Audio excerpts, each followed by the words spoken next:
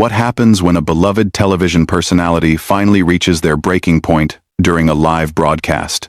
Today, we're diving into one of the most shocking moments in daytime television history that left viewers absolutely stunned. The tensions had been building for weeks, but nobody expected what happened when Valerie Bertinelli appeared as a guest on The View. What started as a simple interview about cooking and family quickly spiraled into a verbal battleground that would change everything. The heated exchange became so intense that it led to an unprecedented live television meltdown that had producers scrambling behind the scenes.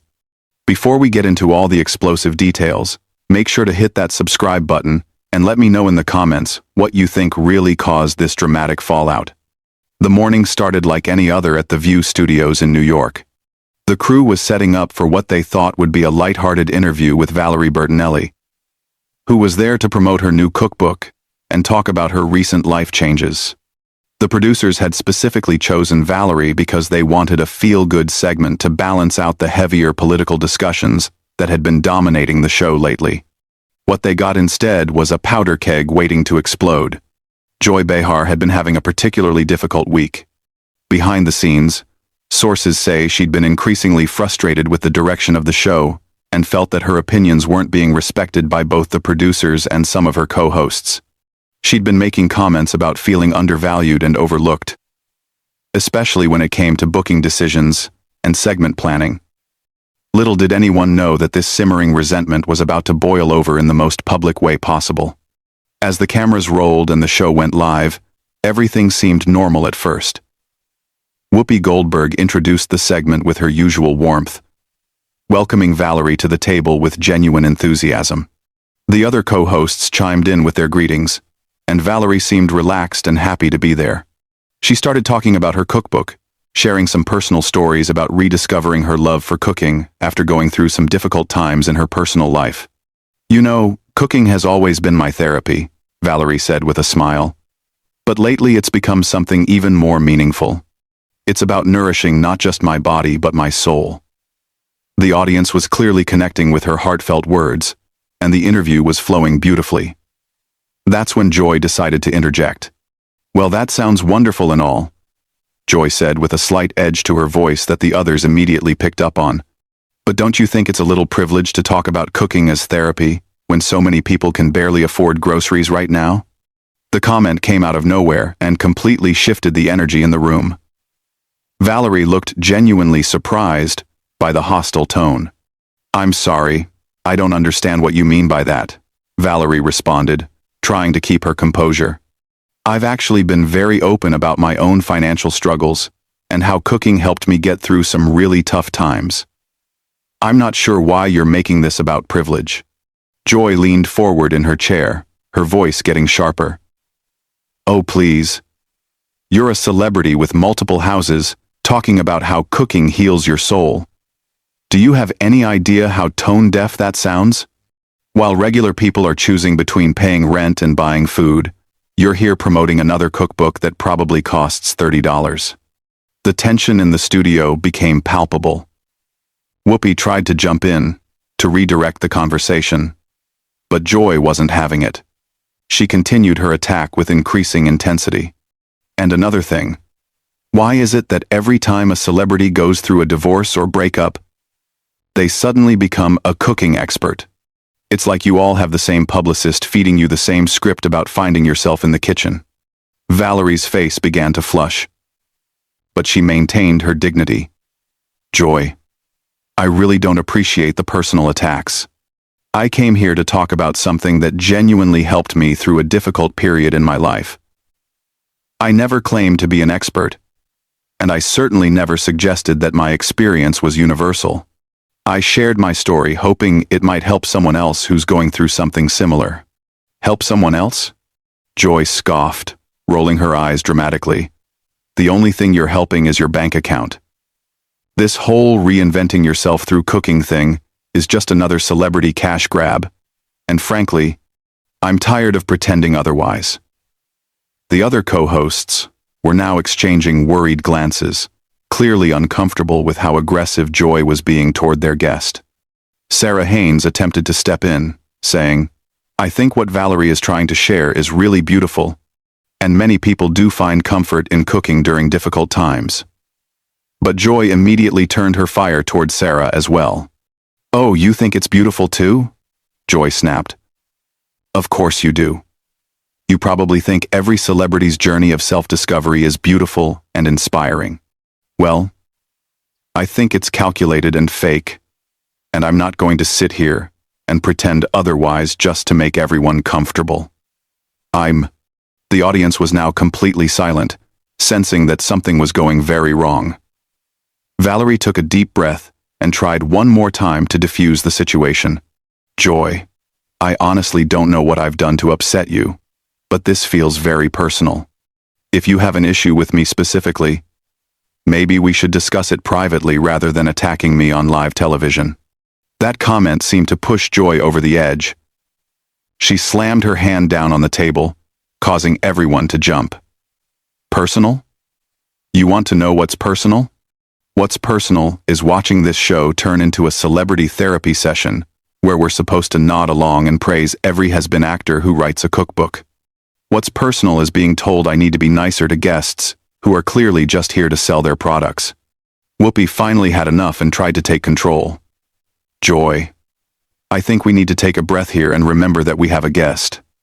But Joy was beyond reasoning at this point. She stood up from her chair, her face red with anger, and pointed directly at Valerie. "Don't lecture me about taking a breath, Whoopi. I've been taking breaths for years while watching this show lose its edge and turn into some kind of celebrity love fest. Well, I'm done taking breaths, and I'm done pretending that every C-list celebrity who stumbles onto this stage deserves our respect just because they wrote a book about finding themselves." Valerie finally stood up as well, her own patience completely exhausted. "That's enough. I don't know what your problem is, but I'm not going to sit here and let you disrespect me like this. I came here as a guest, and you're treating me like I personally wronged you somehow." Joy laughed bitterly. "Wronged me? Honey, you couldn't wrong me if you tried. You're not important enough to wrong me. You're just another aging actress desperately trying to stay relevant by writing cookbooks and talking about your feelings. It's pathetic, and what's even more pathetic is that we're supposed to pretend it's inspiring." The insult hung in the air like a toxic cloud. Valerie's eyes filled with tears, but she refused to back down. "You know what's really pathetic, Joy? A woman your age bullying someone on live television because you're clearly miserable with your own life. I feel sorry for you." Those words hit Joy like a physical blow. Her face went from red to almost purple, and for a moment she seemed completely speechless. The studio fell into an eerie silence as everyone waited to see how she would respond. When she finally spoke, her voice was low and dangerous, barely controlled rage seething beneath the surface. "Miserable with my own life?" Joy repeated slowly, her eyes locked on Valerie. "You think I'm miserable? Let me tell you what miserable looks like, sweetheart. Miserable is being a washed-up actress who peaked in the 80s and now has to write cookbooks to pay the bills. Miserable is having to reinvent yourself every few years because nobody remembers why they cared about you in the first place." Valerie shook her head in disbelief. "This is unbelievable. I've never experienced anything like this in 20 years of doing interviews. What is wrong with you?" "No. What's wrong with me?" Joy's voice was rising again, all pretense of professionalism completely abandoned. "What's wrong is that I've been doing television longer than you've been relevant, and I have to sit here and listen to your sob story about finding yourself through cooking like it's some kind of profound revelation. What's wrong is that this show used to have standards." Whoopi stood up from her chair, clearly trying to regain control of the situation. "Joy, that's enough. We need to go to commercial right now." But Joy spun around to face Whoopi, her anger now directed at her longtime colleague. "Don't you dare tell me that's enough, Whoopi. You've been letting this show turn into a joke for years, booking these nobody guests and expecting us to treat them like they matter. Well, I'm not playing that game anymore." The other co-hosts were frozen in shock. Sarah looked like she was about to cry, and the newer panel members seemed terrified to say anything. The audience was completely silent, sensing they were witnessing something unprecedented. Behind the scenes, producers were frantically trying to figure out how to handle the situation, but the cameras kept rolling. Valerie, still standing beside her chair, looked directly at Whoopi. "I think I should leave. This is clearly not about me, and I don't want to be part of whatever this is." She started to gather her things, but Joy wasn't finished with her yet. "Oh, you want to leave? How convenient. Can't handle a little honest conversation. This is exactly what I'm talking about. These celebrity guests come on here expecting to be coddled and praised. And the moment someone asks them a real question or challenges their narrative, they want to run away." Valerie stopped and turned back to face Joy, her own anger finally reaching its limit. "Honest conversation? Is that what you call this? You've done nothing but attack me personally since I sat down. You haven't asked me one legitimate question about my book or my life. You've just been cruel and nasty for no reason that I can understand." "Cruel and nasty?" Joy laughed harshly. "You haven't seen Cruel and Nasty yet. You want to know what's cruel? It's watching talented people get pushed aside to make room for has-beens who think they can buy their way back into relevance with a cookbook deal. It's cruel that I have to pretend to care about your journey of self-discovery when there are real issues happening in the world." Sunny Hostin finally found her voice and tried to intervene. "Joy, I think we all need to step back and take a moment here. This isn't productive for anyone." But Joy immediately turned on Sunny as well. "Productive? You want to talk about productive, Sunny? What's productive about giving airtime to people who have nothing meaningful to contribute? What's productive about turning this show into a platform for celebrity therapy sessions?" Joy's voice was getting louder and more erratic with each word. Valerie had heard enough. She looked directly into the camera and addressed the audience. "I want to apologize to anyone watching this. I came here to share something positive, and instead, you're witnessing something very ugly. This isn't who I am, and I hope it's not who this show wants to be either." That direct appeal to the audience seemed to enrage Joy even more. "Don't you dare apologize for me," she screamed. "And don't you dare try to make yourself look like the victim here. You're just another celebrity who can't handle being challenged." Whoopi was now standing between Joy and Valerie, literally trying to keep them separated. "Joy, you need to stop this right now. This has gone way too far." But Joy pushed past Whoopi and got closer to Valerie. "I'll stop when I'm ready to stop, Whoopi. I'm tired of being managed and handled and told how to behave. This is live television, and sometimes live television gets messy. Deal with it." Valerie looked Joy directly in the eye and spoke with quiet dignity. "I genuinely hope you get the help you clearly need, because this behavior isn't normal or acceptable. I'm leaving now, and I won't be coming back." As Valerie started to walk away, Joy shouted after her, "Good. Don't come back, and take all your celebrity friends with you. This show doesn't need you or any of the other attention-seeking has-beens who think they can use our platform to sell their products." The cameras followed Valerie as she walked off the set with her head held high, leaving Joy standing alone in the middle of the stage, breathing heavily, and looking around at her co-hosts with wild eyes. The silence that followed was deafening. Sarah was the first to speak, her voice barely above a whisper. "Joy, what just happened? That was so unlike you." But Joy's response was to laugh bitterly and shake her head. "Unlike me? This is exactly like me. This is who I am when I'm not pretending to be nice for the cameras. I'm tired of pretending. Sarah, I'm tired of all of it." She looked around at her colleagues, and for the first time, there seemed to be a flicker of uncertainty in her eyes. Whoopi tried once more to salvage the situation. "Joy, let's just sit down and finish the show. We can talk about this later." But Joy was beyond reasoning. She looked at Whoopi with something that might have been pity. "Finish the show? You think we can just pretend this didn't happen? and go back to talking about cooking tips and celebrity gossip? You think the audience is going to forget what they just witnessed? She gestured toward the cameras that were still rolling, capturing every moment of her breakdown. I don't know how to pretend anymore, Whoopi. I don't know how to sit here and smile and nod while this show turns into something I don't recognize.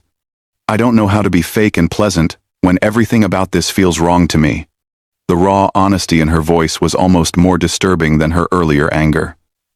Her colleagues exchanged worried glances, clearly unsure how to respond to this version of Joy they'd never seen before. In the control room, producers were having heated discussions about whether to cut the cameras, but the train wreck was so compelling that they couldn't bring themselves to stop filming. Joy looked out at the audience, many of whom were staring at her with expressions of shock and confusion.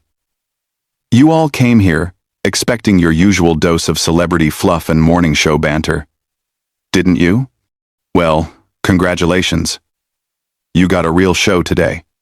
You got to see what happens when someone finally tells the truth instead of playing the game. She turned back to her co-hosts, who were all still standing uncertainly around the table. And you all know I'm right. You know this show has lost its way. You know we've become a joke. But you're too scared to admit it because you don't want to rock the boat. The accusation hung in the air like a challenge. Sunny Hostin was the first to respond, her legal training kicking in as she tried to de-escalate the situation. Joy, we all care about this show and want it to succeed. Maybe we can have this conversation when we're not live on television. But Joy's laugh was bitter and mocking. When we're not live? You mean when the cameras are off and we can all pretend to be friends again? When we can sweep this under the rug and go back to business as usual? No, Sunny. If we're going to have this conversation, we're having it now, while America is watching. She walked closer to the camera, addressing the audience directly with an intensity that was both captivating and deeply uncomfortable. You want to know the truth about what goes on behind the scenes here? You want to know why your favorite morning show feels different lately? It's because we've all been told to play it safe, to avoid controversy, to make nice with every celebrity who walks through that door. Whoopi stepped forward, her voice firm but controlled. Joy, this is not the time or the place for this discussion. We have a responsibility to our viewers and to each other to handle this professionally. Professionally? Joy spun around to face Whoopi, her voice dripping with sarcasm. You mean the way you professionally sat there and let that guest disrespect me? The way you professionally tried to silence me when I was telling the truth? Or do you mean professionally the way we all pretend this show is still relevant when we know it's becoming a parody of itself?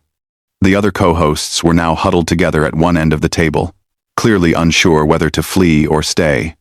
Sarah was visibly shaking, and even the usually composed Sunny looked rattled by Joy's increasingly erratic behavior.